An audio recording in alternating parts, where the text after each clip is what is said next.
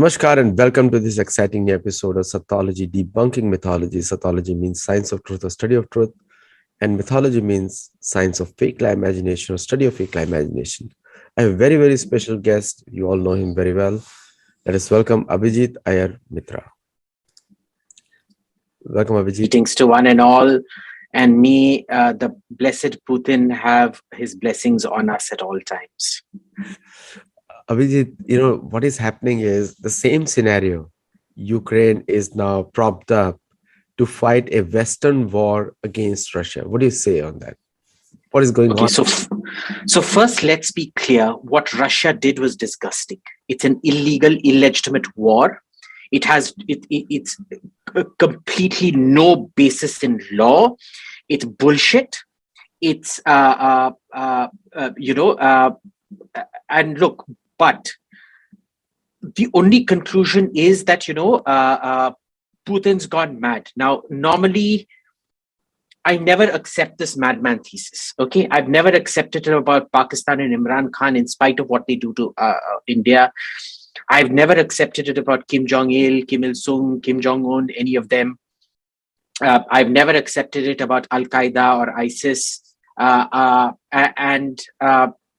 I will never accept it about Putin. But at some point, his ability to do a cost-benefit analysis has clearly been severely compromised. Because I don't think the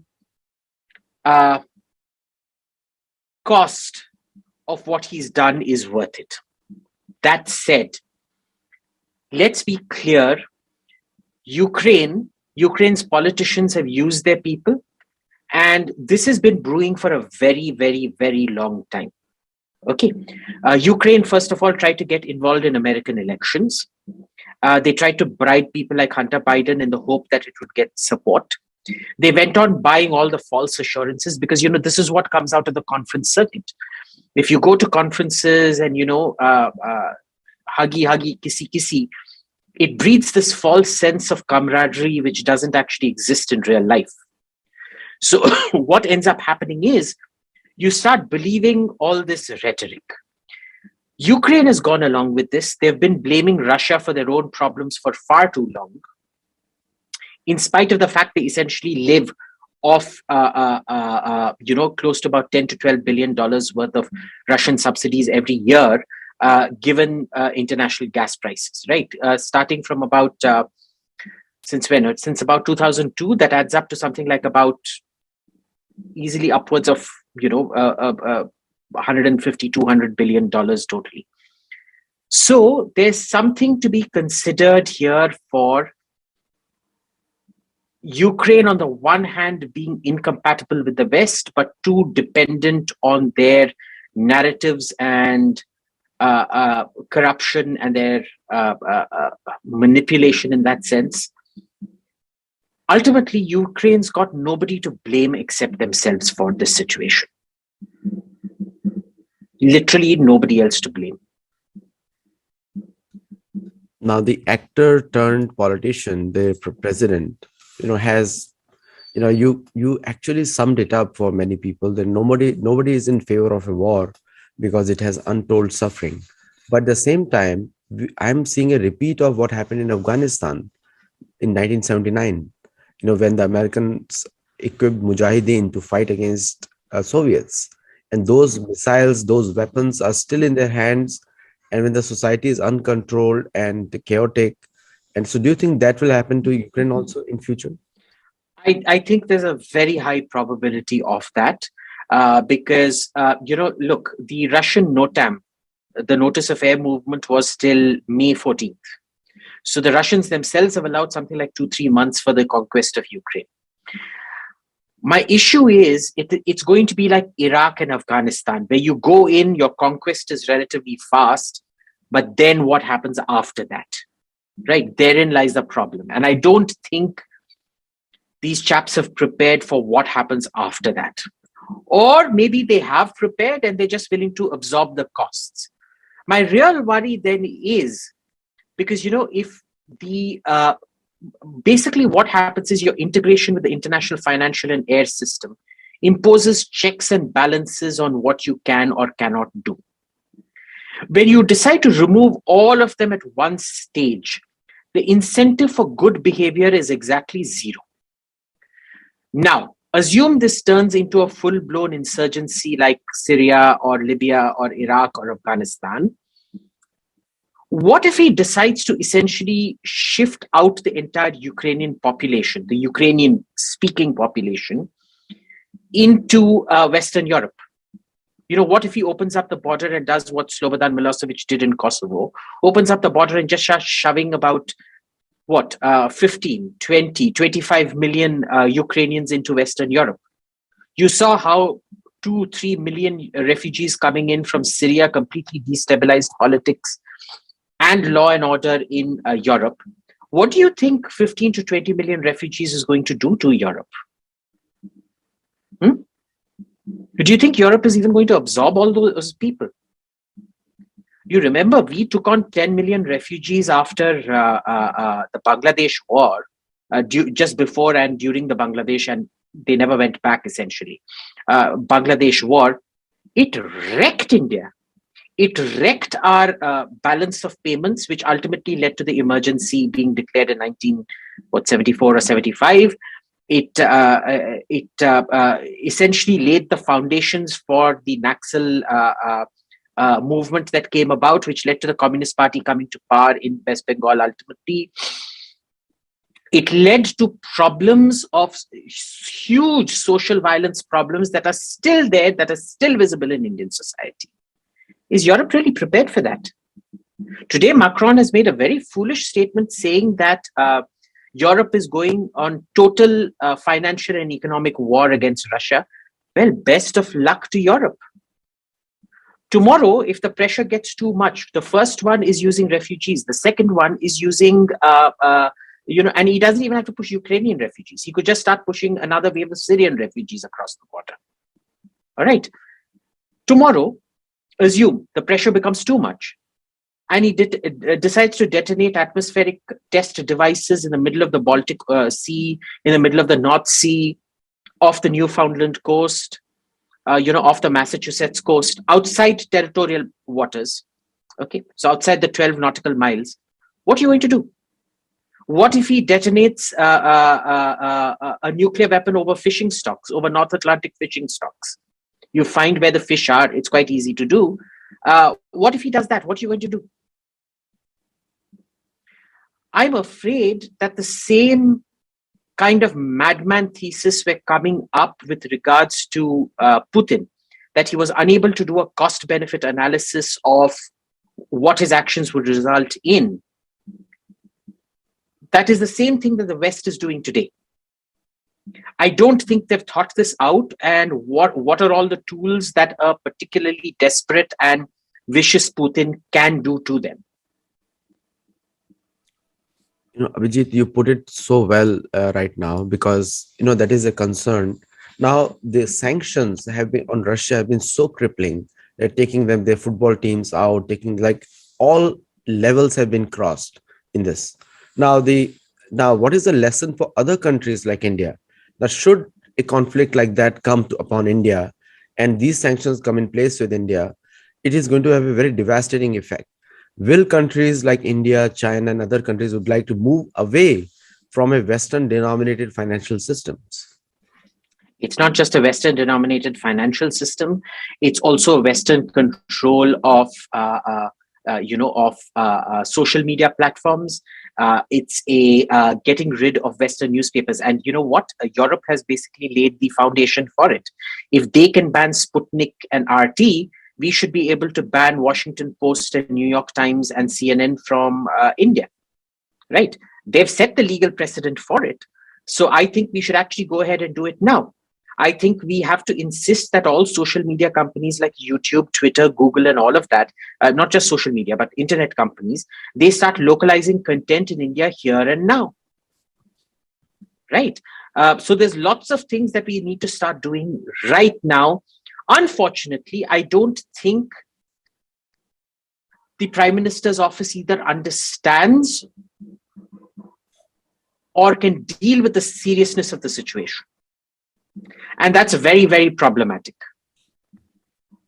See, the SWIFT system, which is a Belgian standard for financial movement of money globally, has been like I never thought in my own life, and but believe me, when I was part when I used to do active in the IT industry, this is a system I worked on for many banks, and I'm just shocked that such a system can be used to put sanctions because ultimately US is still buying 27% of the annual crude consumption. Look, the system is basically a way of converting data into a small XLS file and sending it somewhere, right?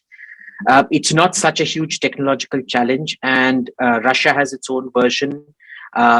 China has its own version. India should have its own version. I think we already do.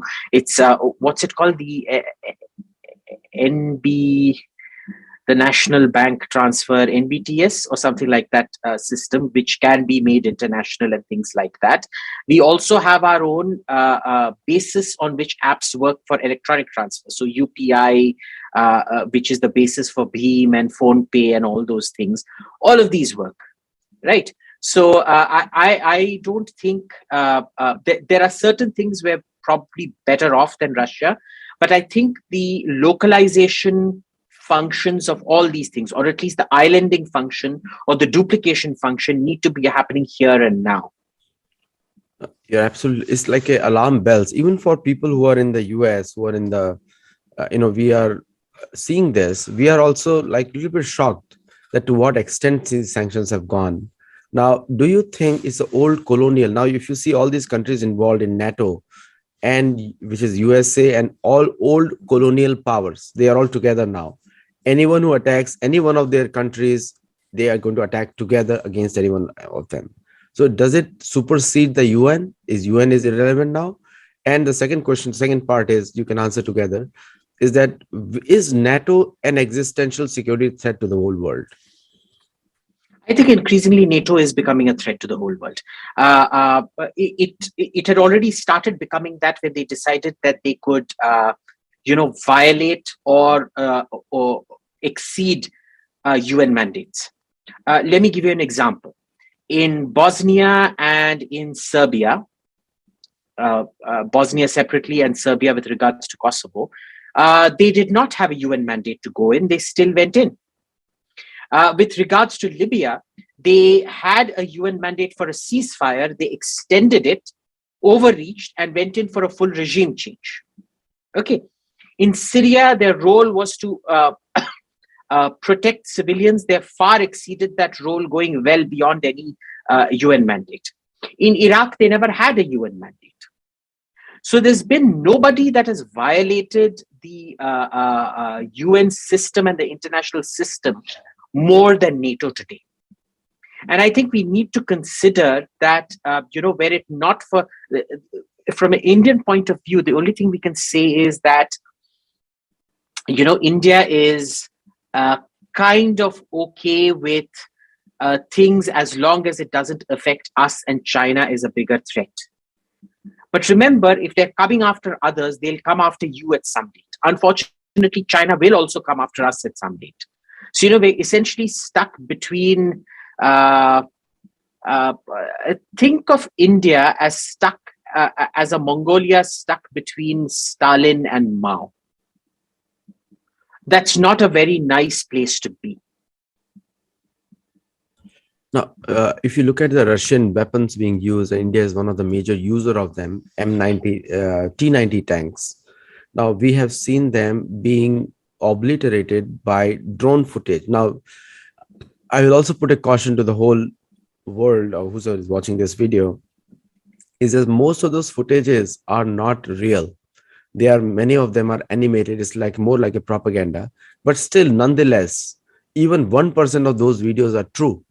Then do you think India has to work on strengthening these Russian systems which can be used or can be destroyed using the same way? Look, these weapon systems, it depends on how you use them.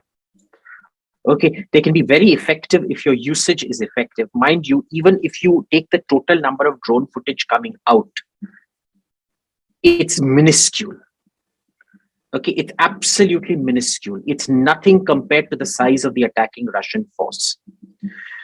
Now, have the Russians been using wrong tactics? Yes, because they're never used to tactics where they're ordered to avoid civilian casualties. The Russians usually just go in and they bomb anyone and anything that gets in their way.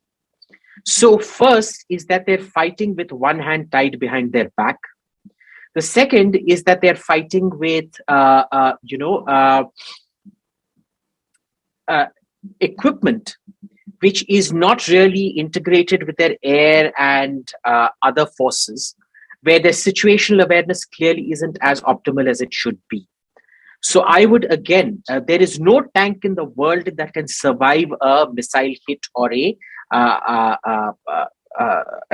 anti-tank hit or an aerial guided hit. M1s can't survive it. The German Leopard can't survive it. I think you'll see videos when Turkey went into northern Syria about 4 or 5 years back.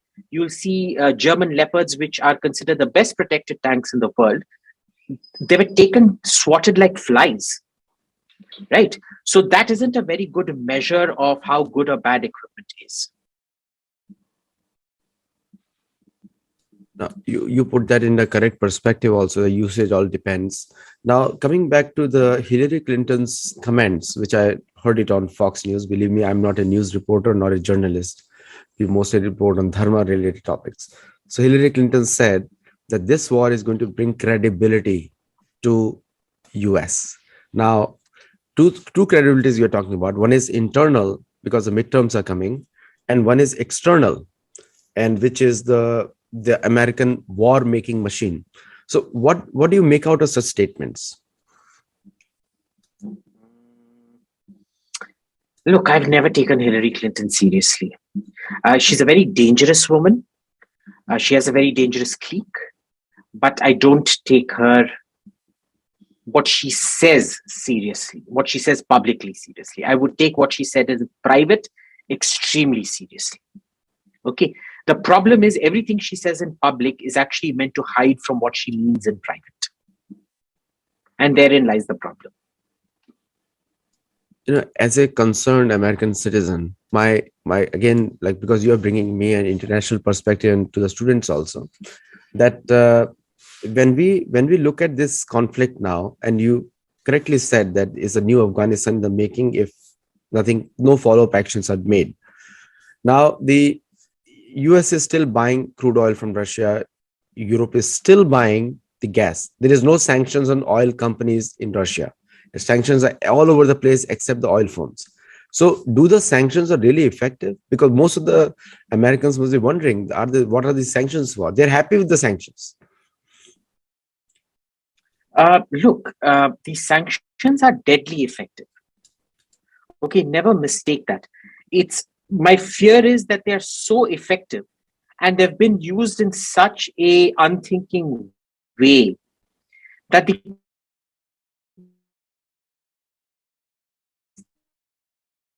calibration and carrots and sticks that you can use. Right now, our man Putin has literally nothing to hold him back anymore. And therein lies the problem.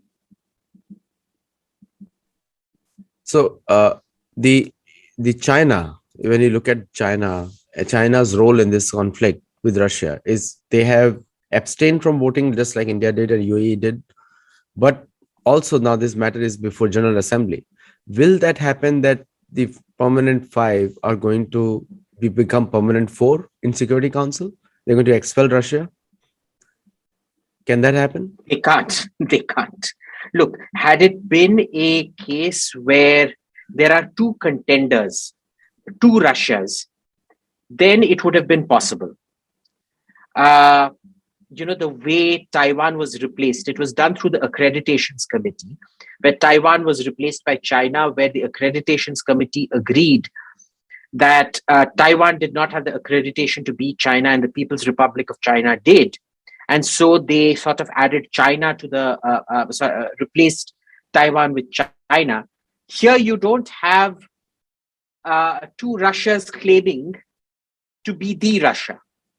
So there's no way in hell you can actually expel Russia from anything. Now, when you look at the Indian media coverage of this entire conflict, and you look at the and even Beyond News, and you look at Republic TV News, most of the news are so biased in front. They're just repeating the propaganda of the West. Now, where is the independence gone in the case of Indian media? Look, Indian media operates on two principles. One is to not get tax raided, so they praise Modi. The second is to win awards and things like that, so they'll have to toe a Western line on anything that happens abroad, right? Vion and things have never really taken seriously. They've got this celebrity reporter called Palki. I mean, she doesn't do any of the research herself. She's just reading off a teleprompter, right? There's a team that does it for her. And why do you expect anything different from them? They're all looking to win journalism awards. And, to win a journalism award, you have to be the best brown noser and sucker that there is. You used a word which is probably only Americans will understand. And anyway, the last part maybe is the Chinese role in Russian conflict. So is China is it they are they financially funding it, or they are promising to buy wheat from Russia, or They're promising to do a lot of things from Russia. They've just signed a huge gas deal with Russia. They've just signed a massive excess oil purchase deal with Russia. And they've signed a wheat purchase deal with Russia. So all the markets that Russia loses in the West, Russia ends up moving towards a Chinese monopoly. And I don't think the West realizes how dangerous that is for them. Because what if Russia essentially becomes a large, much more risk-taking version of Pakistan, which essentially does what it does on Chinese orders, that's entirely dependent on China. So Russia will become to Europe what Pakistan has become to India on Chinese orders. And note the important thing. They don't see a divergence of interests out here. After this, Russia will want to screw over Europe the same way Pakistan wants to screw over India. So the enmity will be deep, it will be bitter, and it will get vicious.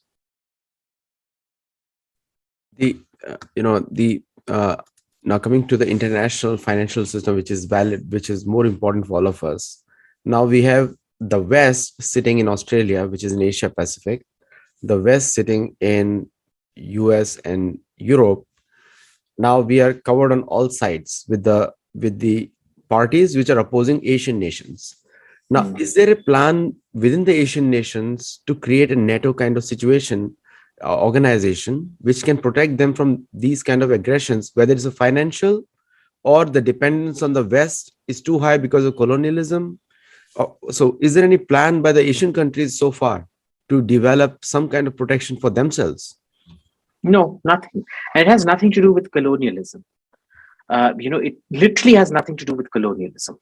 The European collective defense system is purely because of an ability to introspect and see that none of them have paramount powers, and they outsource that paramountcy to America. And because World War II happened to them. World War II also happened in Asia, but it didn't affect any of the Asian countries similarly, right? Japan, yes, Japan accepted American primacy. Korea accepted American primacy, fine. But the rest of Asia did not. So there's literally no movement towards it. There won't be any movement towards it. When India talks about the Look East policy, which has been a hallmark for many decades now, Look East policy. Now, in the Look East policy, how will India secure its trade in the case of war, or which is controlled in the financial system of the West? Sorry, could you repeat the question? How could India secure their financial interest with respect to the financial system being controlled by the West, when most of the countries in the East are trading on the Western system? Well, get into some kind of a joint SWIFT agreement with China and Russia, where, instead of the G10 that controls SWIFT, it's a G3. that controls SWIFT. Use the BRICS Bank for that. Come up with a BRICS Bank alternative and agree that all Russian, Indian, Chinese, Brazilian, South African banks will work off this system. Brazil, I mean, you can have both. You can work off this system and SWIFT. Nothing's preventing you from using another system if you also use SWIFT. But don't allow foreign banks that refuse to use the Indian system to operate in India. That's a right? great policy. Yes. So that's something that's short term, that's feasible, that's quick, that can be done. The problem is we've got, Kumbhakarna sitting in the PMO. So will Kumbhakarna actually do it? Yeah, some actions required immediate. Some things have to be done immediately, because what we are seeing is, I'm more worried about the free trade of the world, because if one country puts sanction, there is no more free trade left, and without free trade, there's no global economy whatsoever. Correct. Now, Correct. last question on the Indian Navy's position on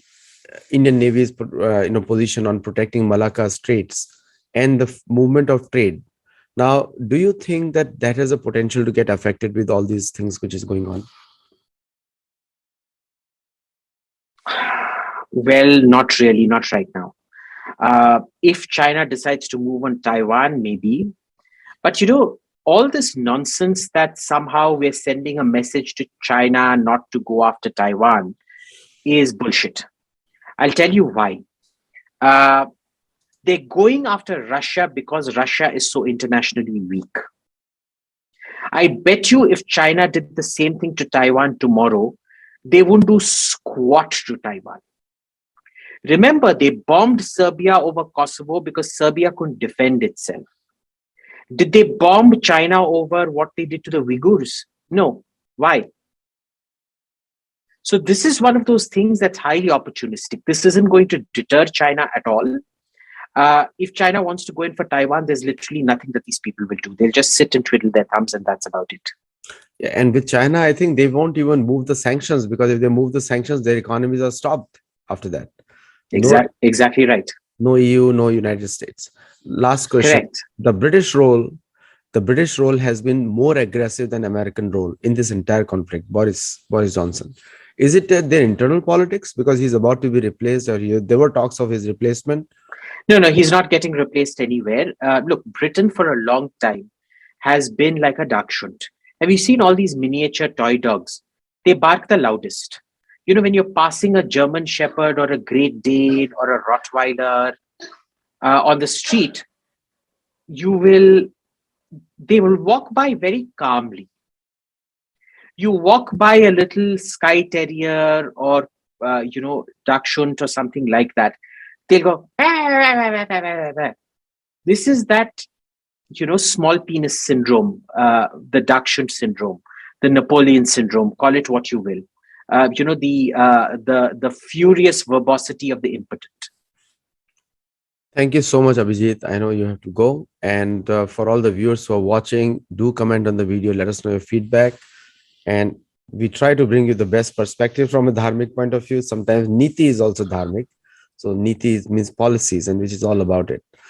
And Nyaya, which is the home. India is the home of Nyaya. So in your Gyan, Niti and Nyaya. I'll have to go now, Adi. All right. Thank you. Take care. Namaste.